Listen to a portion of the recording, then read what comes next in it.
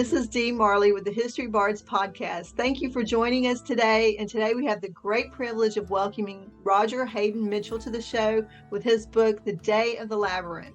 So Roger, we would love for you to get started and tell our listeners all about you and your journey as a writer and how you got to this point in your writing career.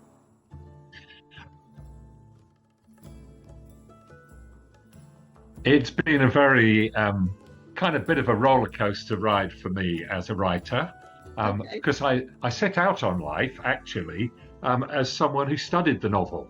So I got my first masters and all of those kinds of things, particularly the period 1910 to 45, and all the writers, the famous people from the States and the UK and the English-speaking world mainly. Yeah. And then I've been many other things in the time in between, and in particular, I guess I've been a kind of experimental community worker, activist kind of person, particularly in London and among the poor and in other parts of the world like that. And that gave me loads of questions, which in the end, I'm writing novels in a way around those questions. Oh, that's really fascinating. So backing up a little bit, because you said that you started out by studying the novel. So is that what your master's was about? So tell us a little bit about that and about, because you said that you were studying about authors of that period. Yeah. Like who's your favorite and what kind of things did you study about? Well, it was one of those really ambitious kind of master's courses. It, Okay. it was actually it was called International Literature and Society, 1910 to 45. That's both the wars, the whole world, and it was a year's course. So in that sense, but it came on the back of a degree that I'd already done. Okay. So yes, it was, for example, I really loved the work of E.M. Forster. I think many Oh, people will yeah, be familiar with of E.M. course. Forster and A Passage to India and Yes. Howard's End and that kind of, I was always interested in that kind of novel, exploring particular characters and their interface with other characters and the land and the places they were and the kind of the voice of "Ooh, boom," if any of you are familiar with the Uh-huh. film or the book, The Passage to India. Yes. So all of that kind of stuff always motivated me. So kind of that's where it started. But I've always been a very applied person. Mhm. So my concern always was not to end up either in an academic or a literary ivory tower, but to be Mhm. very kind of embedded in life. And so Right. that's how come I didn't start writing novels when probably I'd expected to, namely when I'd finished studying. Mhm. So how do you feel like that learning about those authors like Forster, how do you feel like that influenced you in your writing? Because lots of times we say to authors, to be a good reader and to really study those old classics like that to be able to help you in your writing career. So how do you feel like that helped you?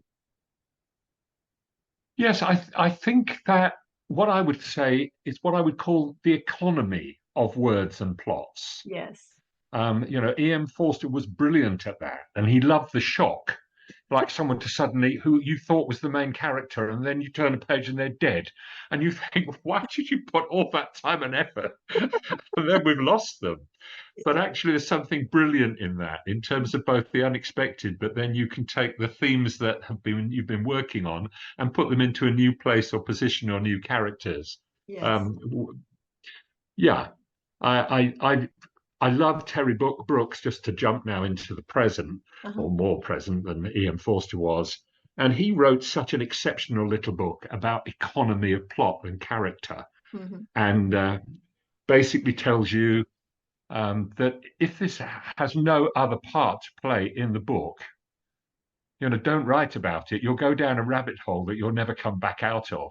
That's very true. And you'll lose your readers down those holes. Now, Yes. I don't know how well I've succeeded, but I've tried not to do that. Yeah. Yeah. Well, that's incredibly beneficial for authors starting out because sometimes it is like you said, it's a rabbit hole, and you can sometimes those characters can just take over. And Absolutely. yeah, they do. So tell us more about your book, The Day of the Labyrinth.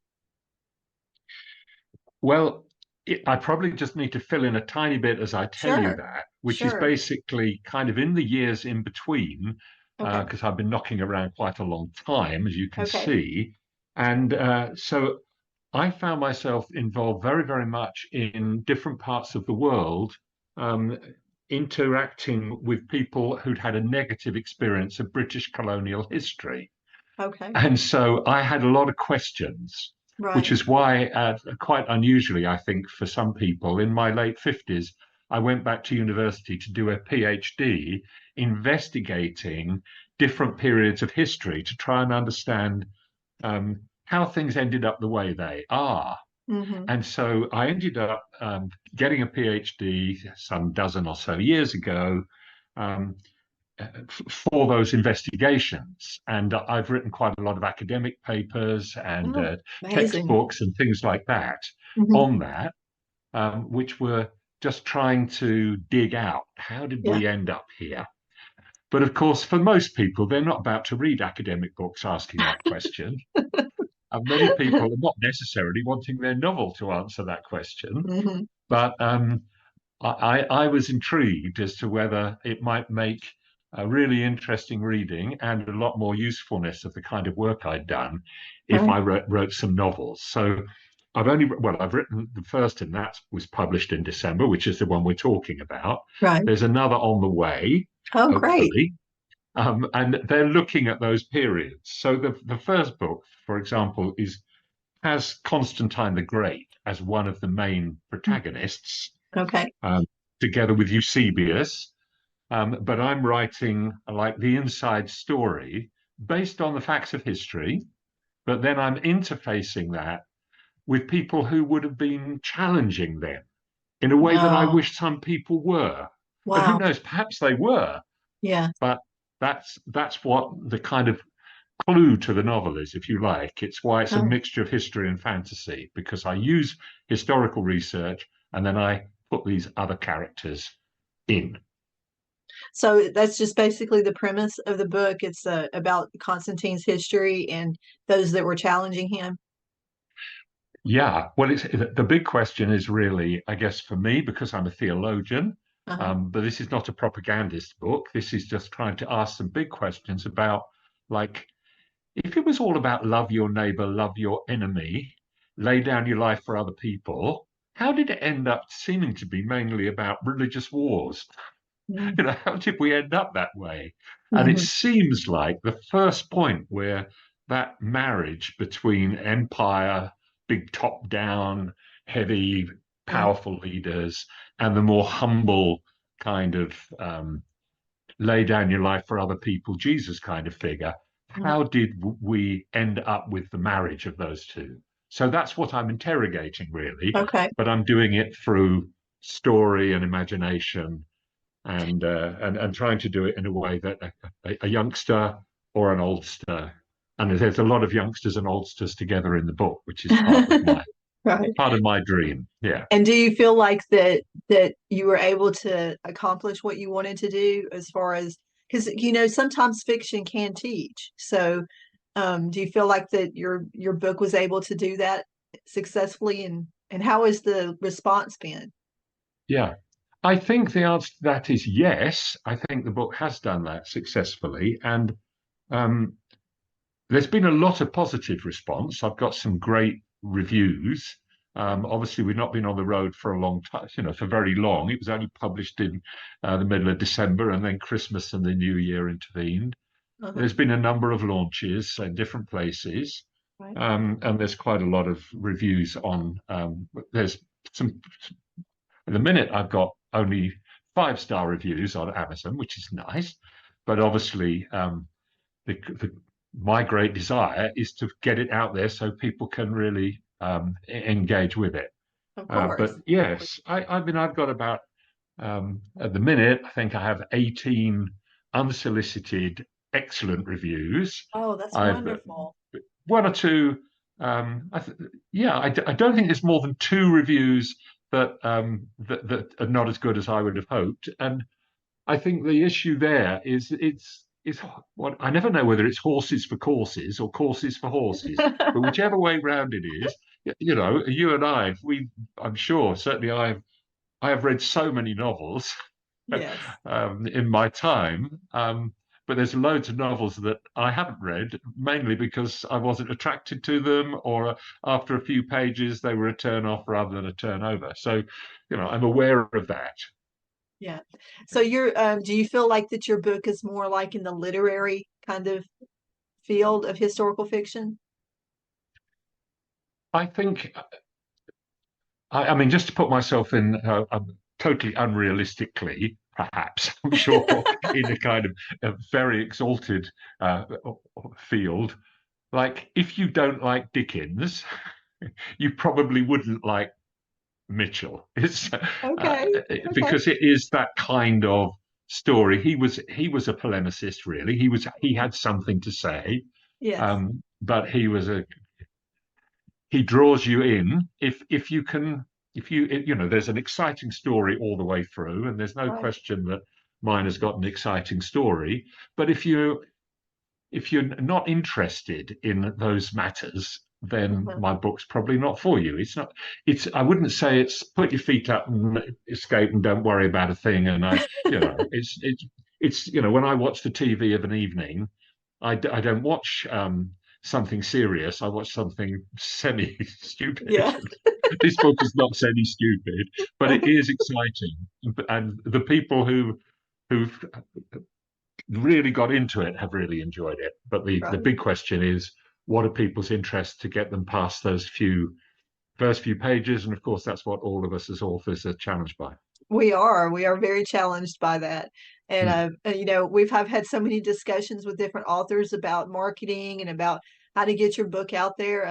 Have you had any kind of like thoughts about or advice that you could give to like other authors or younger authors that are wanting to start out in the field? Yes, I think that there's nothing like finding a publisher that is prepared to take a risk on you. Um, you know, I've written quite a lot of academic books, and I've never self-published because I always feel that the objectivity of a publishing house, you know, even if they're asking you to take some of the risk, which in academic Mhm. publishing you have to, but Right. nevertheless, that matters.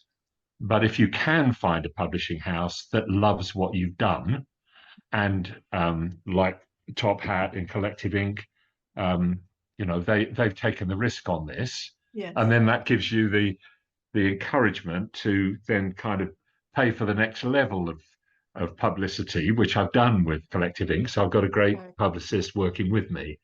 But That's I great. would I would say, you know, to even get that far, um, that it's worth keeping at it rather than deciding, oh, I really believe in what I've written, I'll just publish it. Although these days, of course, that's a much better way in than it used to be. So, Right. yeah, And there's so many different new options, you know, for doing that. absolutely, yeah, Yeah. And I think a lot of authors get really like especially those that are starting out get really overwhelmed at the idea because they think I've written a book, everybody should read it, and that's it. But yeah. that's really not the reality. The reality is that this is a business and that you have to like take your artistic side into a business side, and it's very sometimes it's very overwhelming. Yeah, and I'm one of those people that Me I've spent too. my life promoting other people, and Yes. I don't sit happily really about promoting me. But Yeah. what I would say quite simply is, if you're starting and from scratch, and Mhm. although I've got, you know, I'm a published author and I'm quite well known in different limited fields, Mhm. um, if you're not prepared to really drive on for it, it's not Right. really a lot of point doing it. And Right. you know, it is challenging, but Yes. I think it's exciting. It is exciting, and that's one of the things that I really like to stress is that whenever you have passion about what you're writing, because you know how you feel whenever you're writing a book, you have so much passion for these characters and the story, you've got to take that same passion and continue it on after the book is published. And that's a really hard thing for a lot of authors to understand. Yeah. You know. So do you have like any you were talking about that you haven't have one coming up that goes along with this? Is this a sequel or is this a new book? Well, it is a sequel, but Okay. because my the research I did, I used a particular methodology, which means you dig down at different points in history. Hmm. You know, there's about 7 or 800 years between the Yes. first book and the Okay. second book. Okay. So actually, what happened was, and this is why the series is called The Day of the Labyrinth, Hmm. and this first one that we're talking about is called The Blind Seer and the Gift of Gift of Love, love. Yes. because that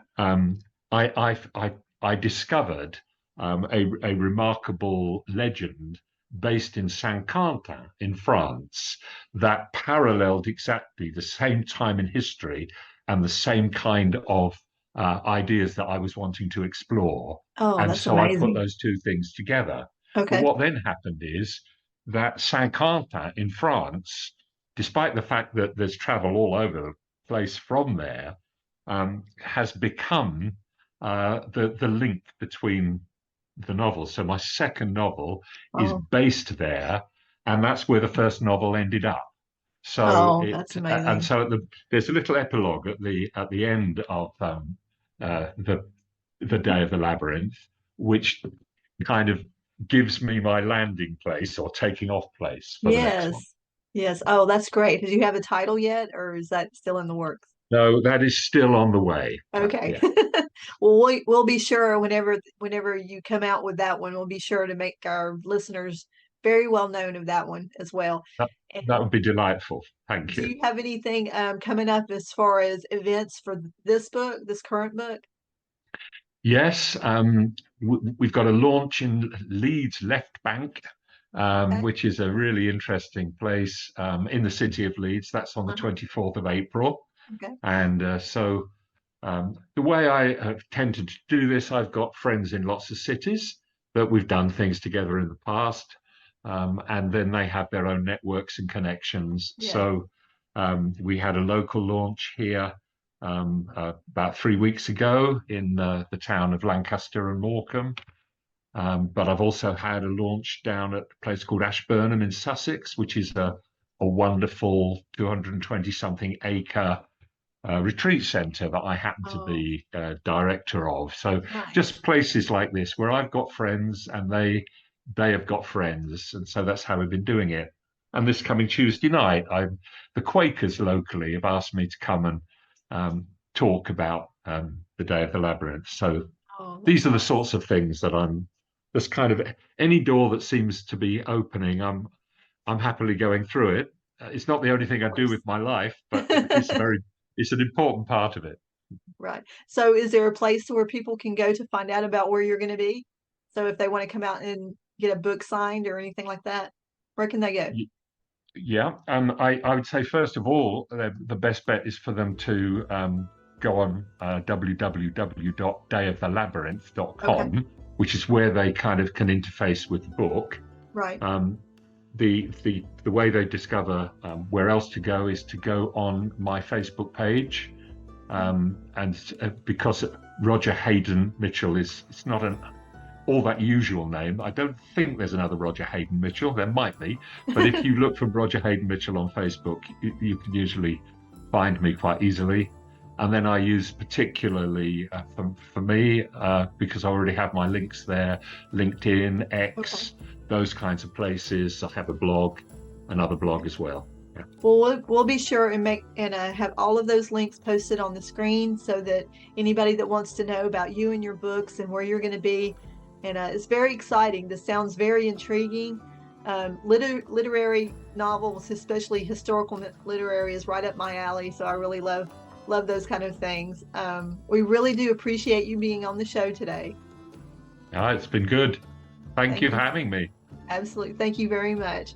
And to all our listeners out there, thank you for being on listening to the show today. We will put up his links, and his podcast episode will be posted next week. And again, to all our listeners and to Mr. Mitchell, thank you for being on the show. And please don't forget, keep making history and keep listening.